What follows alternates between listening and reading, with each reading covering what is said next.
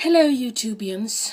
I thought I should just talk a bit about some of the things I said in my first video. The thing about acknowledged historians not doing anything about the fact that we rarely see anything about women's history. Of course it isn't that simple. It's much more complicated than that. There are a lot of studies done, a lot of research is done about women's history, and there have been for quite some time.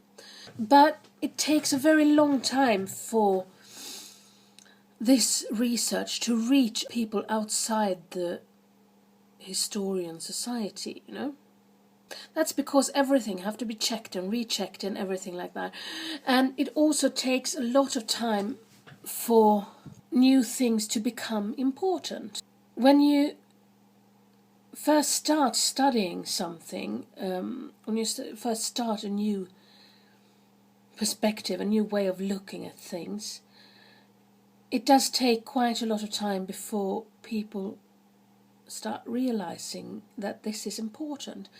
And it takes a lot of time to see that what we earlier had is a part of a bigger, larger system.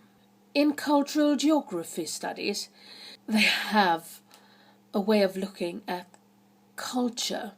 It's one way of seeing it. One answer to what a culture is, it's that it is made out of three components. The three components are artifacts, sociofacts, and mentifacts. Artifacts, of course, are all the things that are human-made.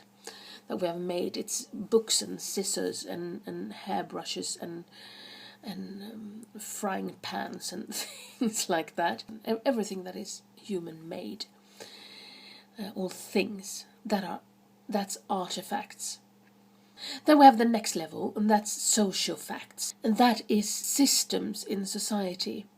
How we organize ourselves. Healthcare system, for instance, that's a social fact. Church is mostly a social fact, and laws and lots of things like that. That's social facts. And then we have the third part, and that's the mentifacts. And that's the mentifacts are the underlying beliefs and norms and things that you just don't do, or you just do, and this is just what you do. For instance, the fact that you don't kill people. That is a social fact because it's a law. You can't kill people. That's against the law. But it's also a mentifact. It's just not done, you know. It's a norm as well. You just don't go around killing people. So it's both those things. The same thing can be said about religion. The belief and what's going on inside people's heads. That's the mentifact.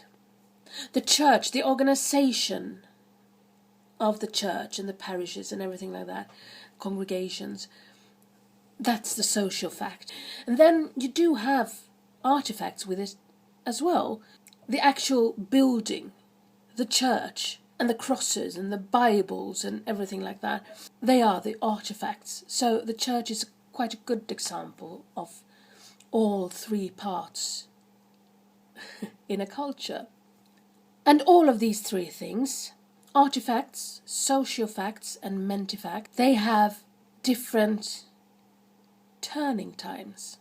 I have no idea if that's the right word for it in English, but they do have different turning times, from something to look in one way to something completely different, where we wouldn't even recognize this thing as being in the same society, you know.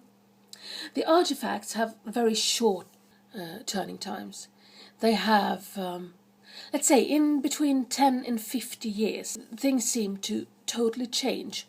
Of course, houses, buildings, those really, really big things, they don't change that fast, most of it, not all of them at least, but all the other things, you know, cars, telephones, cutlery, hairstyles, clothes, everything like that, it really changes. If we would go back 50 years from today, we wouldn't recognize our society, not really, in those things. If you show a child today a rotary phone, they don't recognize it as a telephone even. They don't understand it. So that's the artifacts. The social facts are a bit slower in their turning time. They tend to take a longer time until they have totally changed, between 50 and 100 years perhaps. That's how long it takes to change something. You know, the big things like a taxation system or something like that. It takes more time for that to change. But even more time it takes to change the mentifact. One of my professors that I had when I studied history, he said that the mentifacts have a turning time that takes about 400 years. That's why we have so many studies today of the 1600s, because that's about 400 years ago, because that's a fundamentally different way of thinking. They are fundamentally different, the people that lived 400 years ago. They don't have the same belief system, the same belief systems. We can see, if we go into the 1700s, I will frequently say hundreds, I will not say 18th century, because that just confuses everyone.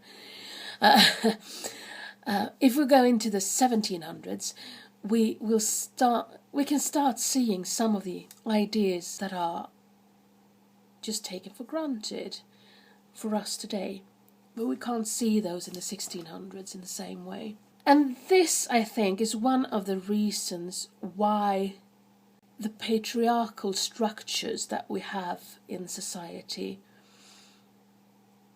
hasn't changed that much yet. In a later video, several later videos, I will talk about the history of feminism. But the first feminism thoughts, the first thoughts of suffrage and things like that, they started around the 1700s.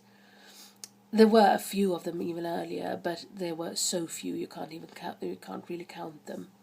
This is a thing that have only really been discussed for a little over 100 years, 130, 150 years, something like that. So, as I said, the mentifacts, they change in about 400 years. My guess is that it will take quite a lot of time before the society is totally equal. And that's also, let's see, when did we start studying women's history? Well, perhaps in the 60s, 1960s. You see, that's just 50 years ago. We have a long way to go before all the history books have been rewritten, and all the studies that are made, and all the regular history books that we have in schools and things like that, when we see as much women's history in them as we do men's history. Well, I hope this wasn't too confusing, and I'm sure that I will have to say something about what I said in the last video. I hope to see you next time. Bye!